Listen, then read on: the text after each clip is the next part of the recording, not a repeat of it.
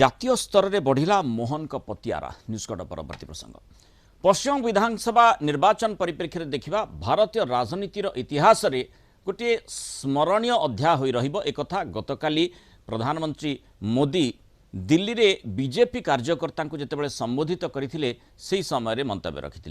ये ऐतिहासिक विजय पछरे ओडिशार बीजेपी नेतृत्व और कर्मकर्ता विशेषकर टीम मोहनकर गोटे गुरुत्वपूर्ण भूमिका रही दायित्व रही से सफलता मिलता। एवं अमित शाह मोहन को मध्य माने पर्यवेक्षक और सह पर्यवेक्षक दायित्व न्यस्त करी केंद्रीय संसदीय बोर्ड। ये दायित्व सह मोहनकर दबदबा बढ़ी बोली चर्चा होची। जातीय स्तर में मुख्यमंत्री मोहन माझींकर पतियारा यथेष्ट वृद्धि पाई।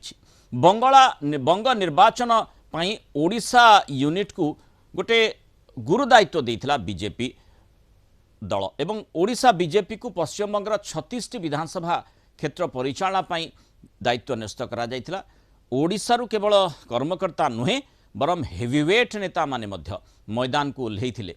ओडिशार मुख्यमंत्री बंगरे बीजेपी जड़े प्रमुख चेहरा भावे उभा होइतिले प्रचार मैदान रे।